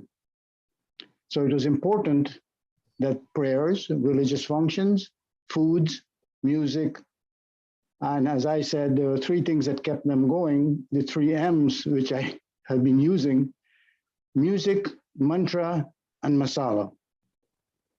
And it's important that they survived on that, and it was passed on from generation to generation. Hold on a sec. So that tradition was passed on from generation to generation, but it kept villages intact, it kept plantation people intact, it kept the Logi type of living intact, because there was weddings and there were services for funerals, were all based on that type of cohesion. So it's important that we recognize that is what kept them going, sustained them during those difficult times. And so it was passed on, and the succeeding generations kept it going as well, with much more amenities and affordability that came with later years.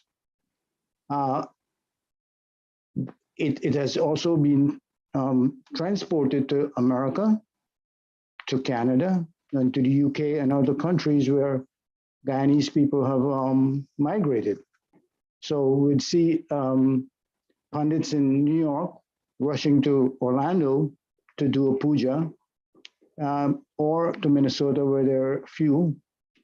And we'd see people transporting lots of goods, Indian clothing from New York, Canada to Guyana to keep that tradition much more up to date. And now we see more people in Guyana dressing with saris and shalwars more than in New York.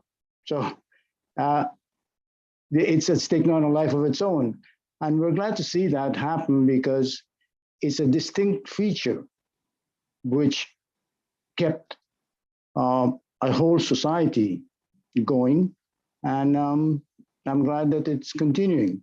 So our culture, our religious leaders, and our historians have a role to play in making sure that it's well documented. This morning, Dr. Kumar Mahabir and I were speaking very early in the morning, actually, at 5 o'clock this morning. And we were talking about how we need to document these things so that future generations who would have less time than we do would be able to look at it and marvel at what we've been able to achieve in the last 4 generations. So thank you for this impromptu opportunity, and I hope I've been able to shed some light on it. And thank you, Dr. Sita, for mentioning that I've been so instrumental in doing so many things in Guyana. In fact, when the beginning of one of the presentations, Terry Gajraj was singing that song.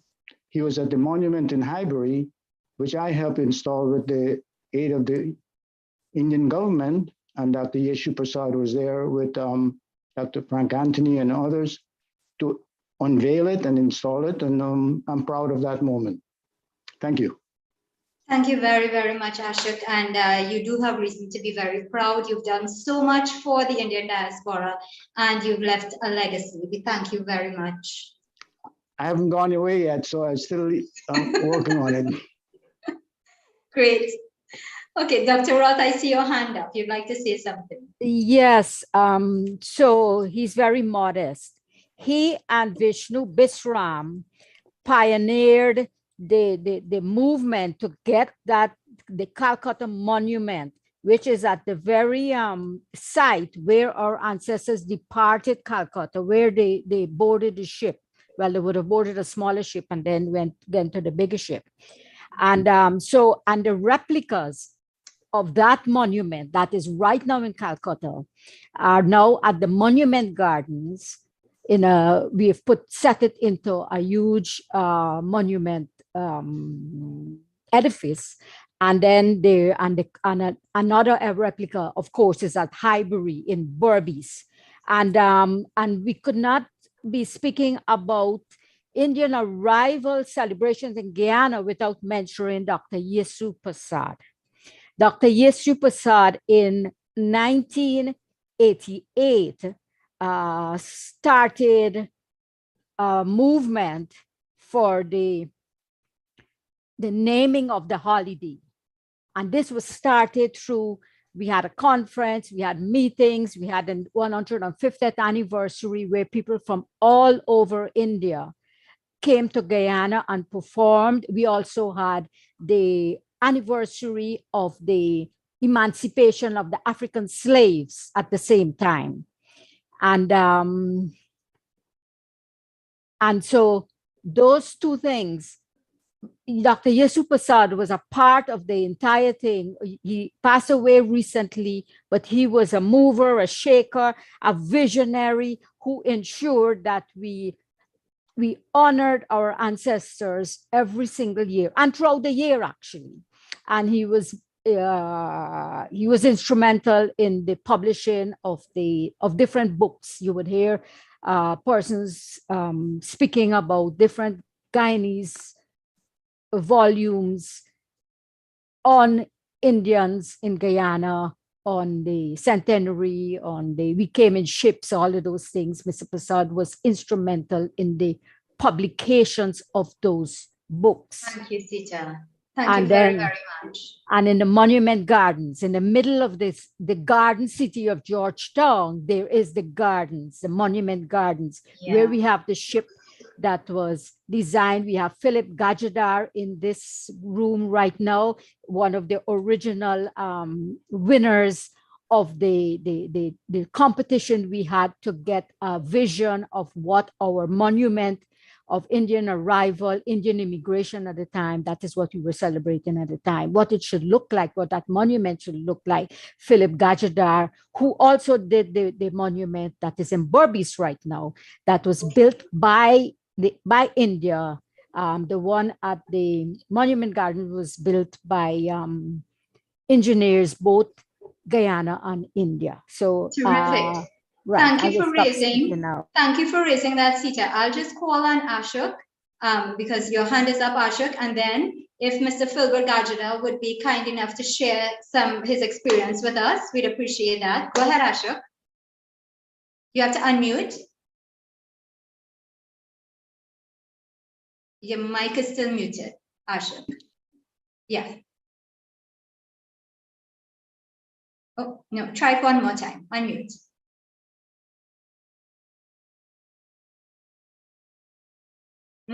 Not hearing you. Robin, can you? Good. You look unmuted.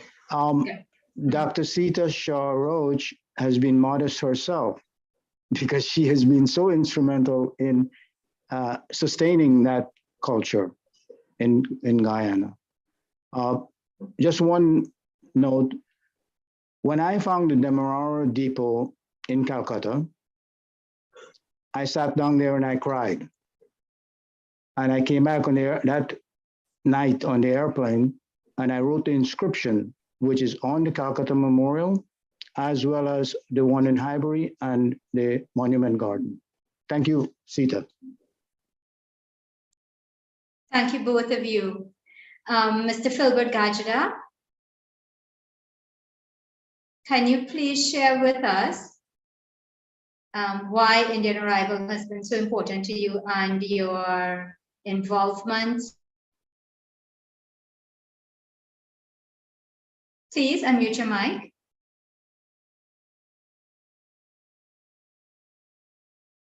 He's even more modest. So Gajadar is an artist. Oh, he's not getting allowed. Okay, good. I thank you. I'm now able to get in. The host needed to allow me to. Yeah, hi, Sita. Thank you for mentioning my name there. It's Philbert, not Philip. Okay. I just like to make an addition to what Sita talked about some of the persons after 73. But whilst all of that was going on in Georgetown in 1988, there was a parallel organization to that in West Demerara, headed by Angad Rupi. I was a member of that, and we had a large-scale celebration, or as a matter of fact, commemoration, I would like to use the word, going on over there. We not only focus on songs and dance and music, but we also focus on the human condition at the time, where I think it was the first time in Guyana we had large floats that were being built, that expressed, the human conditions of the indentured when they came. Just like to add that part, I think that organization was called, as a matter of fact, it was called the Indian Religious, Cultural, and Social Organization of West Demerara. I was a member of that organization. It continued until, I think, 2004. By then, the holiday, we had already gotten the Arrival Day holiday.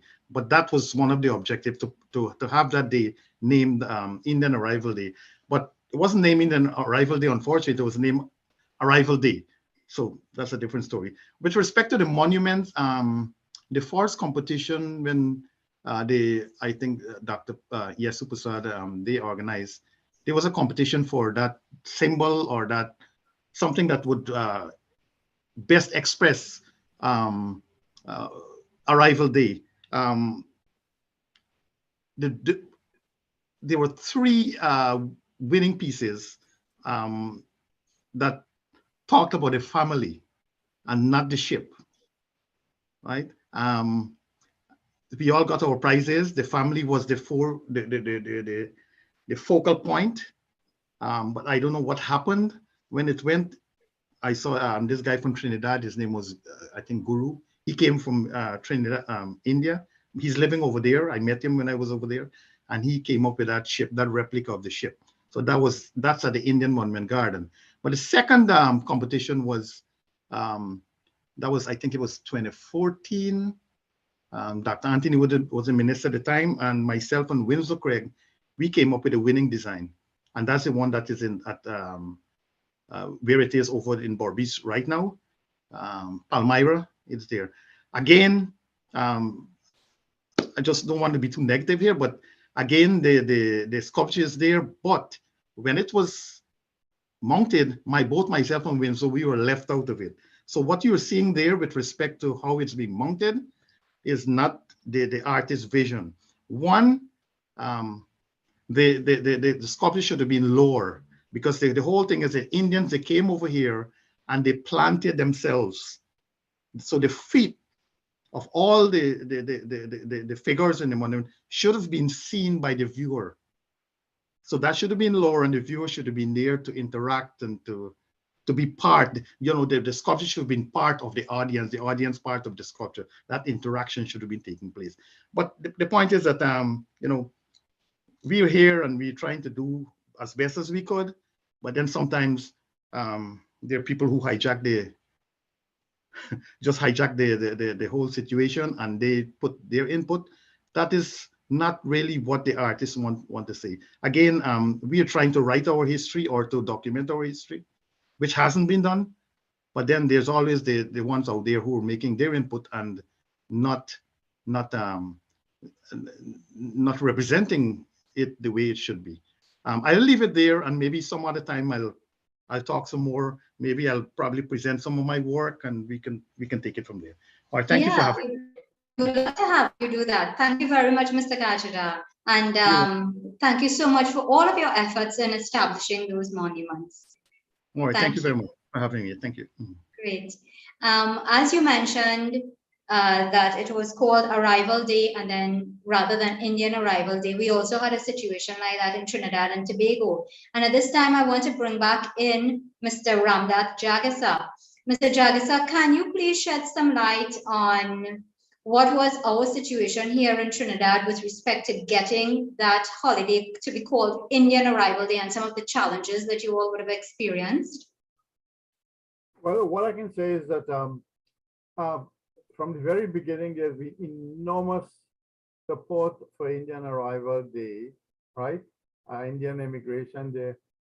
Trinidad has also been the place with the most hostility and criticism towards Indian Arrival Day.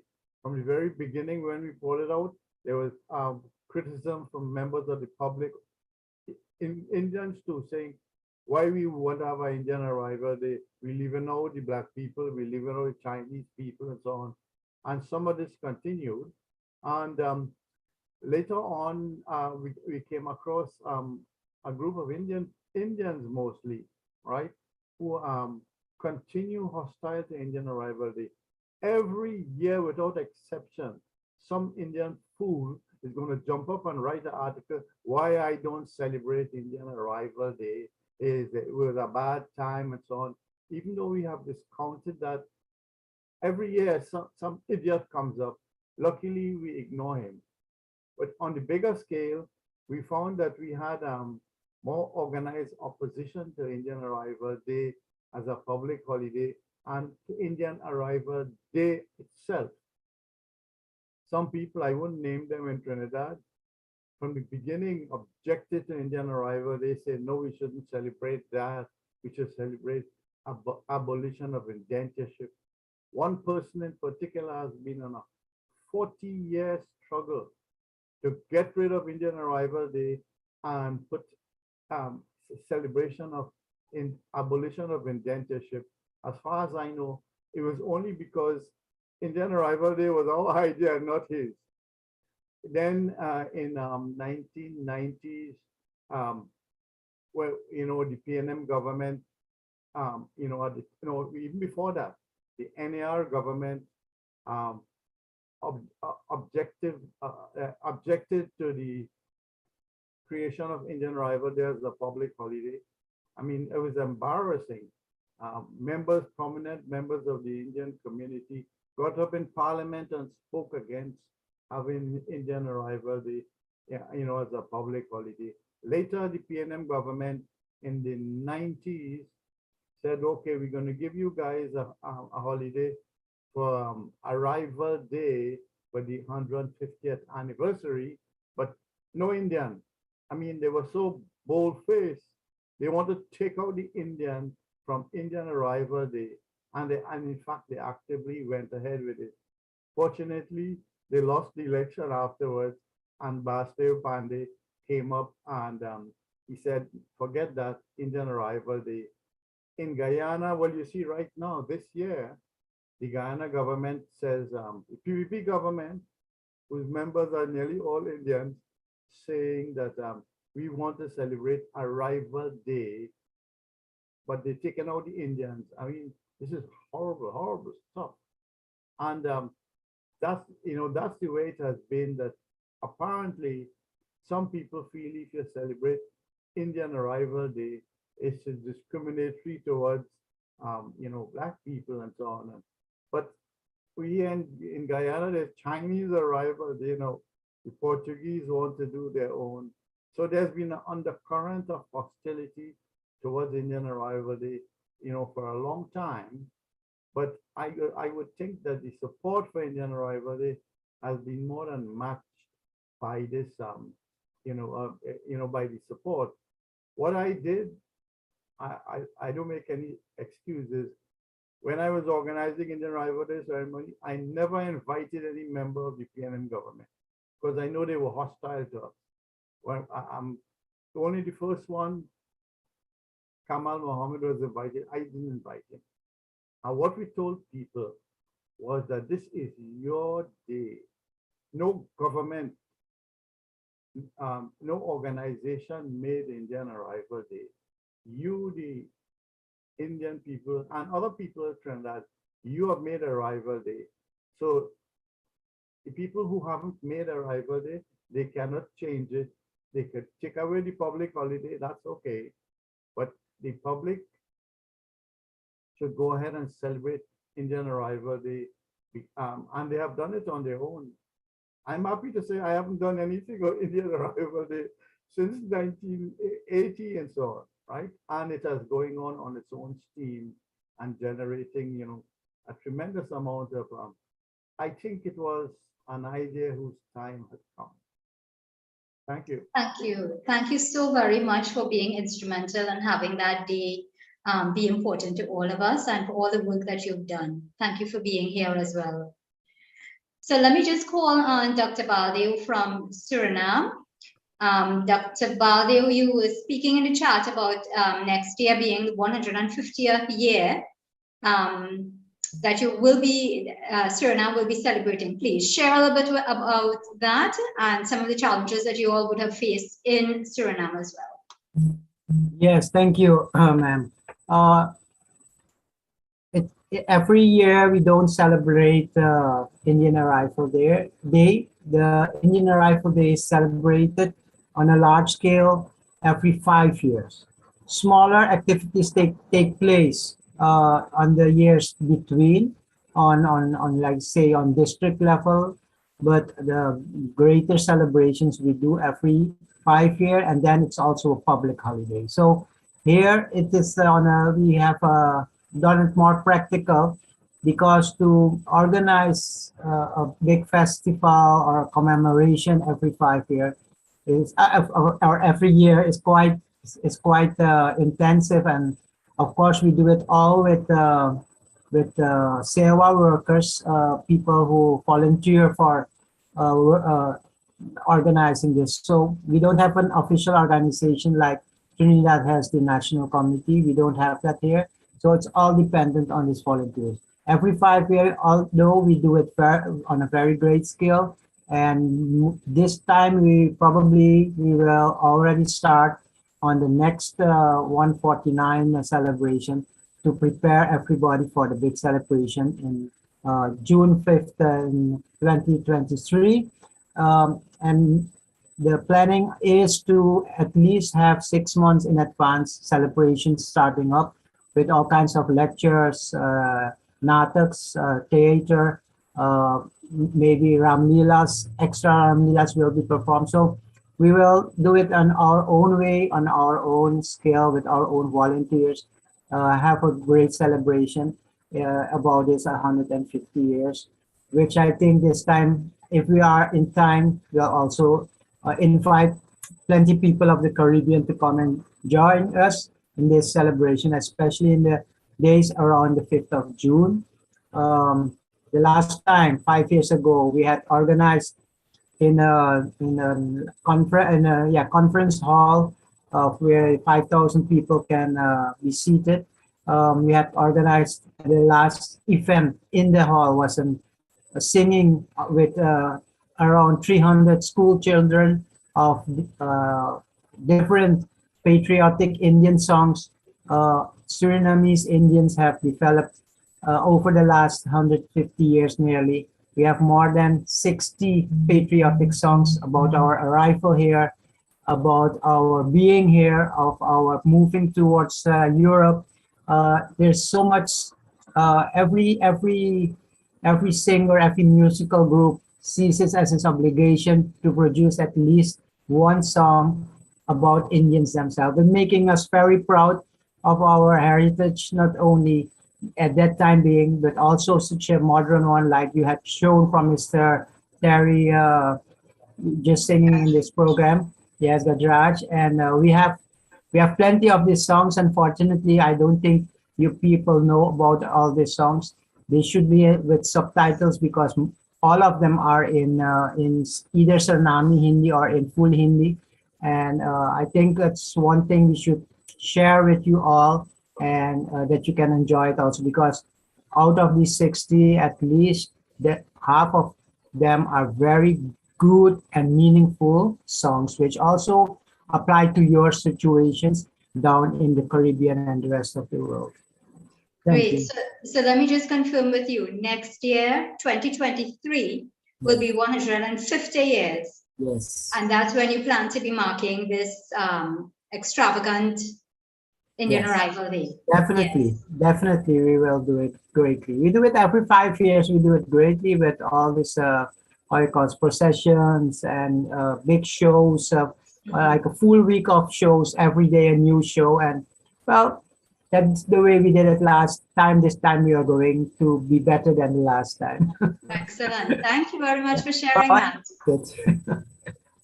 Terrific. So at this point in time, I want to say thank you so much to all of our presenters today, both those who were prepared for their presentations and our impromptu presenters. Thank you very much for your involvement in Indian Arrival celebrations in your respective countries. Thank you for flying the flag high. Thank you for leading, all of you. We really appreciate it. And I want to extend an invitation to you all to join us in Trinidad and Tobago from August 4th to the 11th. We are hosting the ICC Indian Diaspora Tours, and we welcome all of you. As home is Trinidad is the home of the ICC. We want to welcome all of you to join us for that week in Trinidad and Tobago, where we hope to be taking you all to various sites of interest to Indo-Trinidadian people.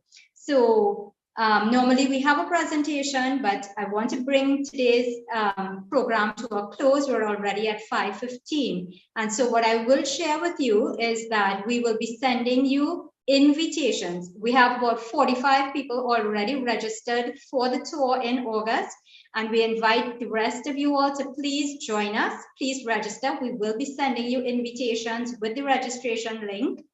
Please register, please do join us so that we can have a lot more dialogue about the issues that affect all of us, and we can enjoy each other's company as well.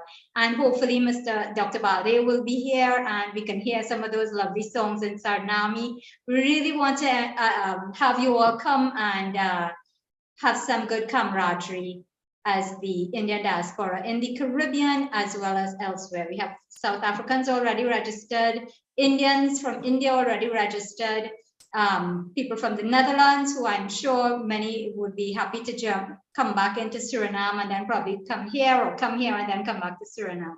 So we look forward to welcoming all of you from August 4th to the 11th. Please block it on your calendars. So once again, thank you so much to all of our presenters for being with us today. I will now hand you over to our chair, Nicholas, to formally close the program. Thank you.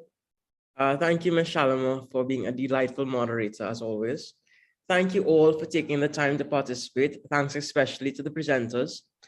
As I've said before, this public meeting is being hosted by the Indo-Caribbean Cultural Center and the Amina Gafur Institute for the Study of Indentureship and its Legacies, led by Professor David Deverdeen. This program is also being supported for the last time during this Indian History and Heritage Month by the Sports and Culture Fund of the Office of the Prime Minister of the Government of Trinidad and Tobago. Our topic next Sunday will be what's the issue with non-English people's names. Please like, share, and follow our Facebook page. I am Nicholas Maharaj of Trinidad and Tobago saying goodbye. May God bless you all. Dhanyavad.